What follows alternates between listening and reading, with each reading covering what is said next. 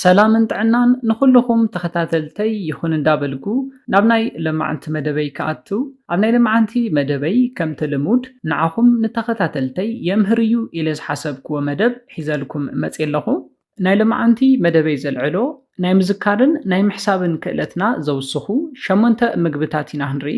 ኩሉ ሰብ ከም ዝፈልጦ ዕድመ እንዳደፍአ እንዳወሰኸ ብዝኸደ ቁፅሪ ንዝተፈላለዩ ናይ ጥዕናዊ ፀገማት እንዳጋጠሙና ናይ እምሮና ዓቕሚ እውን ካብ ግዘ ናብ ግዘ እንዳቐነሰ ይመፅእ እዩ። ዕድመ እንዳወሰኸ ብዝኸደ ቁፅሪ ናይ ሰውነት ርጉዲ ምውሳኽ፣ ናይ ቆርበት ምእራግ፣ ናይ ጨጉሪ ምብጥጣስን ምውዳእን ንብዙሓት ሰባት ዘተሓሳስብ ጉዳይ መሲሉ ዋላ እንተተረኣዮም ናይ እምሮና ጥዕና ግና ኣድህቦ ክንህበሉ ዘለና ኣገዳሲ ጉዳይ እዩ። ምክንያቱ እንታይ እዩ? ሕድሕድ ናይ ሰውነትና ብቕዓት ምስ ናይ እምሮና ጥዕና ዝተተሓዘ ስለ ዝኾነ እዩ። ናይ እምሮና ብቕዓት ዝቐትሉን ዘዳኽሙን ዝተፈላለዩ ምክንያታት ዋላ እንተሃለዉ ኣመጋግባ ግና ኣብ ናይ ምዝካር ዓቕምና ዝህልዎ ጥቕሚ ልዑል ዝበለ እዩ። ስለዝኾነ ካብዚ መደብ እዚ ናይ ምዝካርን ናይ ምሕሳብን ዓቕምኹም ዘውስኹኹም 8 ምግብታት ክትፈልጡ ኢኹም። እስካብ ናይ መደበይ ፍጻመ ሓቢርኩም ንፅንሑ። ነዚ ቻነል ሓደሽቲ ዝኾንኩም ሰብስክራይብ ብምግባርን ነታ ናይ ደውል ምልክት ብምንካእን ዝተፈላለዩ ናይ ፆታዊ ርክብ፣ ናይ ጥዕና ከምኡውን ናይ ሓዳርን ናይ ፍቕርን ሂወት ኢንፎርሜሽን ትረኽብሉ ቻነል ስድራ ንኽትኮኑ ብኽብሪ ንሓትት። ስድራ ንዝኾንኩምኒ እንዳመስገንኩ ናብ መደበይ ክምለስ። እቲ ቀዳማይ ንሪኦ ምግቢ ዕርዲ ንብሎ እዩ። ዕርዲ ንነዊሕ ዘመናት ዝፀንሐ ንምግቢ መመቀሪ ተባሂሉ ኣብ ጥቕሚ ዝውዕል እዩ።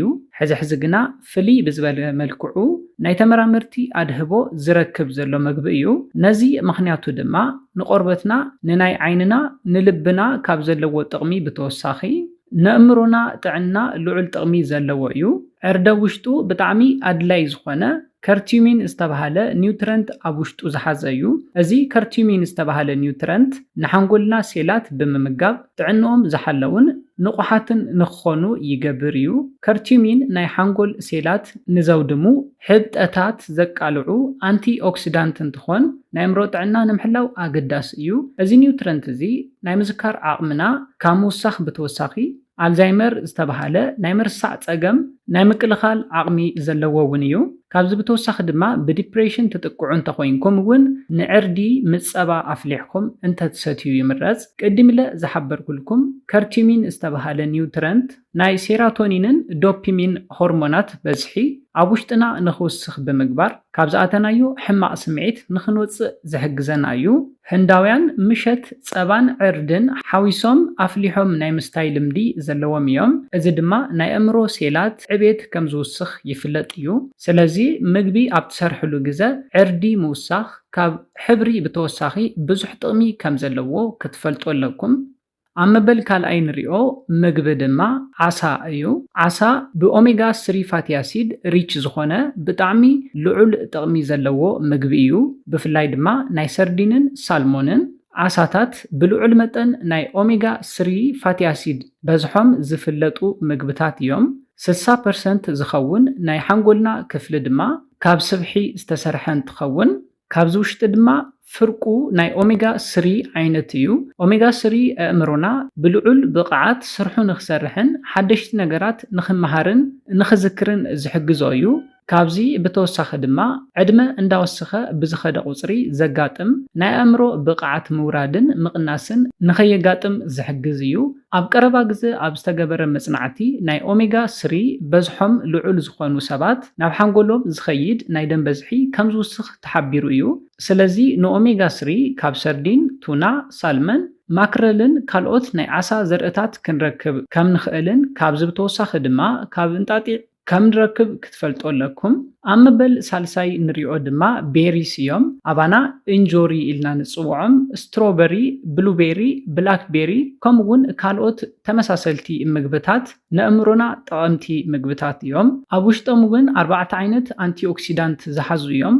እዚኦም ድማ ናይ ጭንቀት ፀገም ብምቕናስን በዚ ምክንያት ንዘጋጥሙ ምሕባጥ ንምቕናስ ዝሕግዙ እዮም። እዞም አንቲኦክሲዳንት ኣብ መንጎ ሓንጎልና ሓደሽቲ ናይ ርክብ መስመራት ብምዝርጋሕ ዝሓሸ ቅልጡፍ ምንባብ ንክህሉ ይገብሩ እዮም። ነዚ ጥራሕ ዘይኮነስ ምስ እርጋን ዝመፁ ናይ ኣእምሮ ቅልጣፈ ዝጎድኡ ሕማማት ብምክልኻል ናይ ምዝካር ዓቕምና ንኸይዳኸም ይጠቕሙና እዮም። ኣብ መበል ራብዓይ ንሪኦ ድማ ቡን እዩ።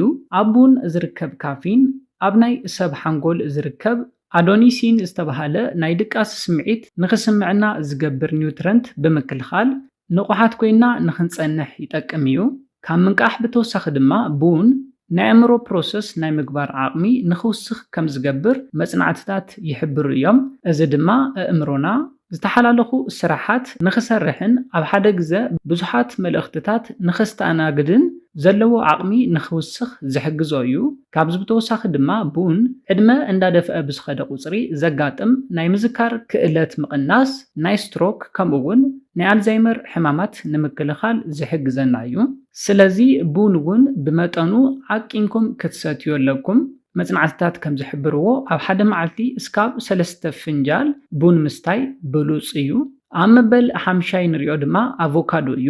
ብኣንሳቹሬትድ ፋት ሪች ዝኾነ ኣቮካዶ እቲ ካሊእ ንኣእምሮ ዓቕሚ ምውሳኽ ጥቕሚ ዘለዎ ምግቢ እዩ። ከም ዝፍለጥ ልዑል መጠን ጸቕጢ ደም ንሓንጎልና ይጎድእ እዩ። ኣብ ኣቮካዶ ዝርከብ ናይ ፋት ዓይነት ድማ ናይ ጸቕጢ ደም ናይ ምክልኻል ዓቕሚ ዘለዎ እዩ። እዚ ድማ ናይ ኣእምሮ ዓቕሚ ንኸይትሕት ብምክልኻል ናይ ምዝካርን ናይ ምሕሳብን ዓቕምና ብሉጽ ንኽኸውን ይገብር እዩ። ኣቮካዶ ጥራሕ ዘይኮነስ ካልኦት ብኣንሳቹሬትድ ፋት ሪች ዝኾኑ ምግብታት እውን ንናይ ኣእምሮና ጥዕና ዕብየትን ብጣዕሚ ጠቐምቲ እዮም። ካብዚኦም ድማ ለውዝን እንጣጢዕን ይርከብዎ እዮም። ስለዚ ኣቮካዶን ለውዝን ከምኡውን እንጣጢዕን ምብላዕ ንናይ ኣእምሮና ጥዕና ዝጠቅም ብሉጽ ምግብታት ብምዃኖም ኩሉ ሻዕ ክትጥቀምዎም ኣለኩም። ኣብ መበል 6 ንሪኦ ድማ ግሪን ቲ ንብሎ እዩ። ግሪን ቲ ናይ ኣእምሮ ፐርፎርማንስ ንቕሓትን ጥዕናን ይውስኽ እዩ። ነዞም ጥቕምታት ንኽህብ ዝገብሮ ድማ ኣብ ውሽጡ ዝርከብ ኤልቴናይን ዝበሃል ኣሚኖ ኣሲድ እዩ። እዚ ኣሚኖ ኣሲድ GABA ዝተባሃሉ ኒሮ ትራንስሚተራት ንኽነቕሑ ይገብር እዩ። እዚኦም እንተነቂሖም ድማ ጭንቀት ብምቕናስ ፍትሕ ንኽትብሉ ብምግባር ኣድህቦ ናይ ምግባር ዓቕምና ንኽውስኽ ይገብር እዩ። ካብዚ ብተወሳኺ ድማ ኣብ ግሪን ቲ ዝርከቡ አንቲኦክሲዳንት ናይ ኣእምሮ ምድካም ከምኡውን ከምኒ ኣልዛይመር ዝመሰሉ ናይ ምርሳዕ ሕማም ናይ ምክልኻል ዕድልና ብልዑል መጠን የውስኽ እዩ። ኣብ መበል 7 ንሪኦ ድማ ዳርክ ቸኮሌት እዩ። ዳርክ ቸኮሌት ካብ ዘለዎም ብዙሓት ጥቕምታት ኣእምሮ ካብ እርጋንን ስትረስን ናይ ምክልኻል ስራሕ እቲ ቀዳማይ እዩ። ኣብ ዳርክ ቸኮሌት ዝርከብ ካካኦ ፍላቮናይድ ዝተባሃለ አንቲኦክሲዳንት ዝሓዘ እንትኸውን እዚ ድማ ንኣእምሮና ካብ ዝተፈላለዩ ሕማማት ናይ ምክልኻልን ሓደሽቲ ነገራት ናይ ምልማድ ጠባይ ኣእምሮና ንኸምፅእ ናይ ምግባር ጠባይ ዘለዎ እዩ።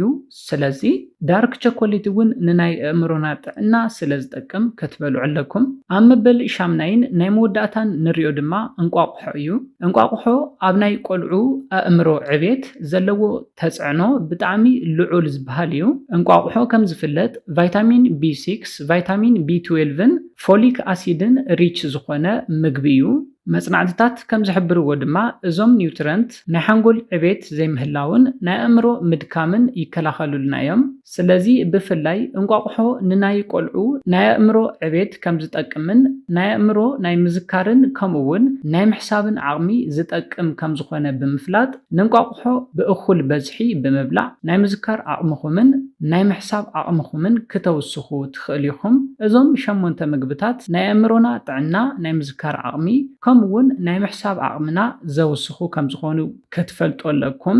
ነዚ ኢለ ናይ ልማዓንቲ መደበይ በዚ ክዛዝም ካብ ናይ ልማዓንቲ መደበይ ዝኾነ ሓድሽ ነገር ከም ዝሓስኩም ተስፋ ይገብር። ነዚ ቻነል ሓደሽቲ ዝኾንኩም ሰብስክራይብ ብምግባርን ነታ ናይ ደውል ምልክት ብምንካዕን ክተተባብዑናን ስድራ ክትኮኑናን ብኽብሪ ንሓትት። መደብና ናብ ብዙሓት በፂሑ ብዙሓት ኣሕዋትና ትምህርቲ ንኽወስድሉ ላይክ ሼር ምግባርኩም ኣይትረስዑ። ሓሳብ ሪኢቶኹም ብኮሜንት ኣብፅሑና። ብኻሊእ መደብ ብኻሊእ ሓሳብ እስካብ ንራኸብ ሰላምን ጥዕናን ንኹላትና። ያኔለይ